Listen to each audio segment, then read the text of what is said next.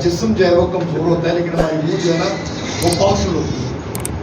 रोज़ा रखने से जिस्म में कमज़ोरी आती है, लेकिन अगर आप यशायाह की किताब पढ़ें ना तो उसमें लिखा हुआ है कि जैसे पौधे को पानी दिया जाता है ना, तो जब रोज़ा खोलते हैं ना तो हम एक घूंट पानी का पीते हैं तो हमारा जिस्म एकदम से तरोताज़ा हो जाता है। ऐसा होता है कि नहीं होता?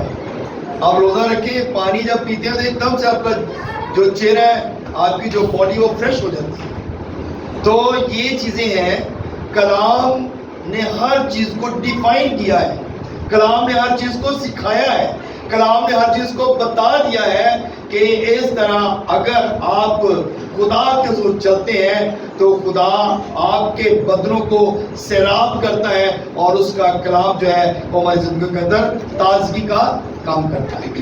आमीन, हालेलुया। आइए कलाम मुक़द्दस में देखेंगे, ज़बूर 34 निकालिएगा और उसकी 6 आयत। कलाम खुदा में से हम देखेंगे ज़बूर 34 और उसकी आयत नंबर 6। इसमें लिखा है, इस गरीब ने दुहाई दी, खुदावंद ने इसकी सुनी और इसे इसके सब दुखों से बचा लिया। खुदावंद के पाक कलाम के पढ़े और सुनो जाकर खुदावंद की बरकत हो। सब कहें आमीन, आमीन। सब लोग तशरीफ रखें। कलाम मुक़द्दस में हमने जो आज जो कलाम सुना है, जो कलाम हमारी जिंदगियों तक पहुंचा है, वो है लिखा गया कि इस गरीब ने दुहाई दी और खुदा ने उसकी दुहाई को, उसकी आवाज को, उसकी आहो नाला को सुना। आमीन। जब हम दुहाई देते हैं, जब हम खुदा के हुज़ूर रोते हैं, चिल्लाते हैं, करलाते हैं, तो फिर खुदा हमारी क्या करता है? सुनता है। लेकिन उसका मेथड है, तरीकाकार है कि हमने किस तरह खुदा के हुज़ूर रोना है। रोने का भी तरीकाकार है। अगर आप बेफजूल रोते रहते हैं तो उसका कोई फायदा नहीं है। तो जब आप रोते हैं ना, कलाम में लिखा गया कि जो आंसुओं के साथ बोलता है वो खुशी के साथ काटता है। और जब हम खुदा के हुज़ूर रोते हैं, और पंजाबी की मिसाल है बल्कि दुनियावी मिसाल है कि लिखा गया कि लोग कहते हैं जी जितनी देर तक बच्चा रोए ना माँ दूध नहीं देती। ये बड़ी मशहूर फेमस मिसाल है। तो इसी तरह खुदा जो है, जब तक हम उसके हुज़ूर आंसू नहीं बहाते, जब तक हम उसके हुज़ूर आते नहीं है, तब तक हमारी दुआ सुनी नहीं जाती। जब हम आंसू बहाते हैं, खुदा के हुज़ूर रोते हैं, करलाते हैं, चिल्लाते हैं, तो फिर हमारी दुआ सुनी जाती है और वो हमारी हर मुसीबतों से हमें क्या करता है? छुड़ाता है। हमारी मुसीबतें जितनी मर्जी बड़ी हो, परेशानियां जितनी मर्जी हो, खुदा हमें हर परेशानी से आजाद करता है, हर परेशानी से निकालता है। कलाम खुदा में रोमियो की किताब पढ़ेंगे, उसका 13वां बाब और उसकी 12वीं आयत में लिखा है, रात बहुत गुजर गई और दिन निकलने वाला है, बस हम तारीकी के कामों को तर्क करके रोशनी के हथियार बांध रहे हैं। रात जो है, कहता है पौल कहता है कि रात जो है ना वो बहुत गुजर चुकी है। रोमियो को खत लिखते वक्त वो कहता है रात बहुत गुजर गई है और दिन जो है वो निकलने वाला है। बस हम क्या करें? तारीकी के कामों को तर्क कर दें। तारीकी के काम आप सबको पता है क्या है?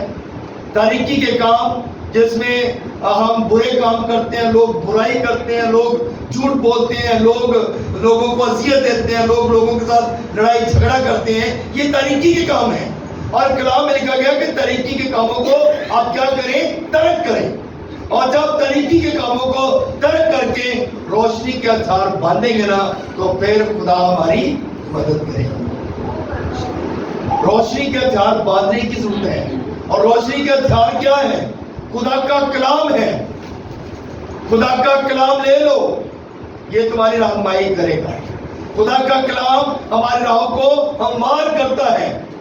तो जब हम روشنی کے ہتھیار باندھ لیں گے نا تو پھر کوئی مصیبت، کوئی پریشانی، کوئی اپنی سی قوت طاقت ہمیں چھونے نہیں پائے گی. آمین، ہلیلویا. تو اس لیے میرے عزیزو ہم نے اس بات پہ غور کرنا ہے، اس بات کی طرف ہم نے توجہ کرنی ہے کہ خدا کا کلام ہماری رہنمائی کرتا ہے. وائس کی کتاب پڑھیں گے، اس کا 7 باب اور اس کی 20ویں آیت. اس میں لکھا گیا کیونکہ زمین پر کوئی ایسا راست باز نہیں کہ نیکی کرے اور خطا نہ کرے. ہلیلویا. بات کی سمجھ آ رہی ہے؟ کلام میں لکھا گیا کہ کوئی زمین پر راست باز نہیں ہے، کوئی ایسا راست باز نہیں ہے کہ جڑا صرف نیکی کر رہا ہے گناہ نہ کرے یا خطا نہ کرے. ہر انسان گناہ کرتا ہے اور کلام لکھا گیا کہ گناہ کی مزدوری موت ہے. اور جو بھی انسان گناہ کرتا ہے موت اس پر آ جاتی ہے. آدم نے گناہ کیا اور اس پر جو ہے موت آئی اور باقی دن سے باہر نکل گیا. آمین. تو اسی لیے میرے عزیزو جو انسان گناہ کرتا ہے وہ گناہ کا غلام ہے. اور کلام میں لکھا گیا کیونکہ زمین پر کوئی ایسا راست باز نہیں کہ صرف نیکی کرے اور خطا نہ کرے. ہر انسان خطا کرتا ہے، گناہ کرتا ہے اور خدا جو ہے وہ ہمارے گناہوں کو معاف کرتا ہے. اس کا لہو جو ہے وہ ہماری حفاظت کرتا ہے. اس کے خون سے ہم شفا پاتے ہیں، اس کے خون سے ہم رہائی پاتے ہیں. اس کے جب ہاتھ کے نیچے آ جاتے ہیں، اس کا بلڈ اپنے اوپر لے لیتے ہیں تو ہم ہر طرح کی مصیبتوں سے بچ جاتے ہیں. آمین، ہلیلویا.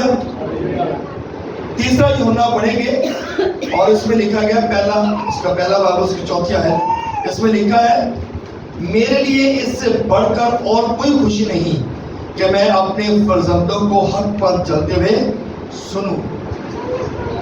کیسی خوبصورت بات ہے.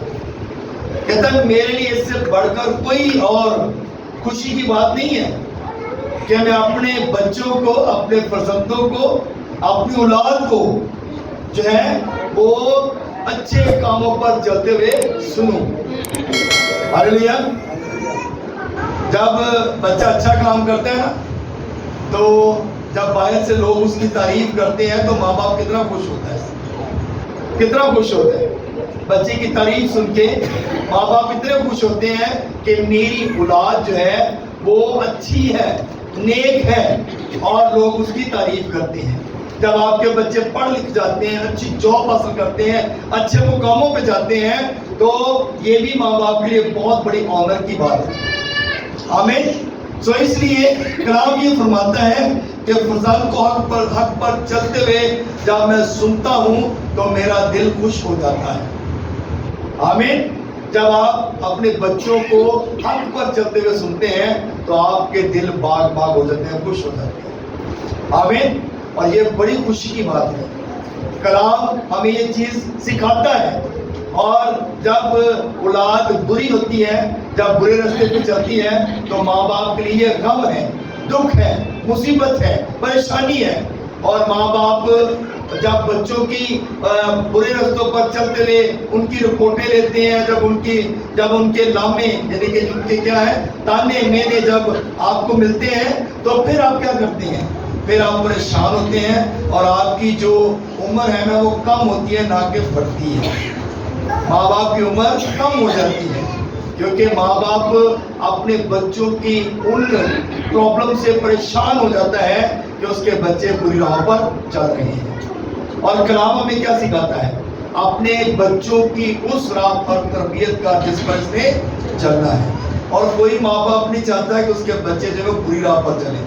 اور کبھی بھی ایسی تربیت ہمارے جو ماں باپ ہیں وہ ایسی تربیت نہیں دیتے. ماں باپ ہمیشہ اپنے بچوں کو اچھی تربیت دیتے ہیں تاکہ وہ اچھی راہ پر چلیں اور اچھے کام کریں، تاکہ جو خدا کا کلام ان کے اندر ہو اور خدا ان کی ہر طرح سے مدد اور حفاظت کرے. آمین. ہلیلویا، ہلیلویا. نوح کی کتاب دیکھیں گے اور اس کا 3 باب اور اس کی 26 آیت.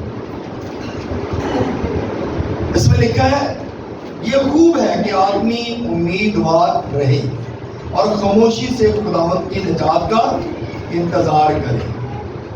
کہتا یہ اچھی بات ہے کہ یہ خوب ہے کہ آدمی جو ہے وہ کیا کرے، امیدوار رہے۔ امیدوار ہم نے کس کے رہنا ہے؟ خدا کے، کہ خدا ہماری زندگی کے اندر کام کرے، خدا ہماری زندگی کے اندر جو ہے وہ معجزات کرے، اور ہمارا کیا کام ہے؟ خاموشی میں بیٹھنا اور خدا کی نجات کے کاموں کو دیکھنا۔ آپ اس بات کو دیکھیں، جب آپ دعا کرتے ہیں پھر آپ انتظار کرتے ہیں کہ خدا میری زندگی کے اندر معجزہ کرے۔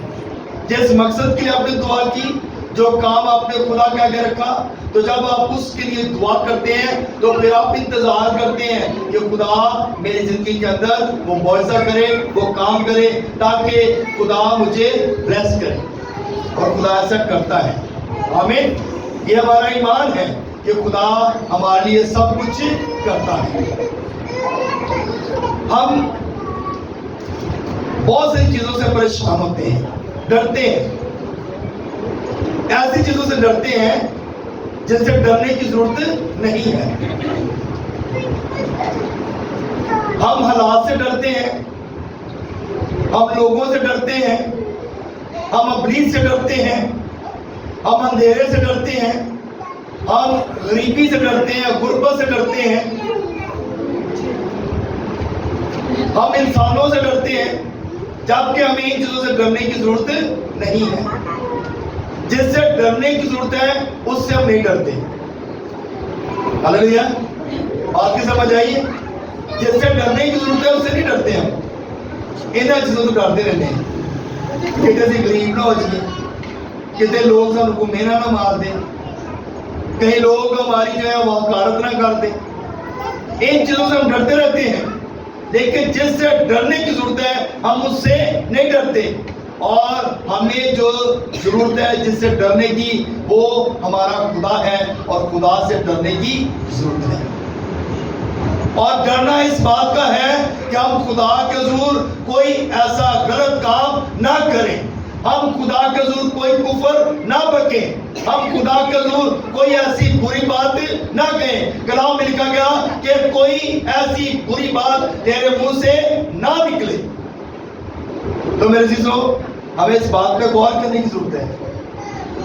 بہت دفعہ ہوتا ہے اسی پادری کے خلاف کی گلا کرتے رہتے ہیں، خدا کے لوگوں کے خلاف باتیں کرتے رہتے ہیں، اور اس بات کا ہمیں علم نہیں ہوتا کہ ہم جب خدا کے لوگوں کے خلاف بات کرتے ہیں تو خدا اس سے کتنا ناراض ہوتا ہے۔ ہمیں اس بات کا اندازہ نہیں ہے، ہم بات کر دیتے ہیں لیکن اس بات کا اندازہ نہیں کرتے کہ خدا کتنا ناراض ہے۔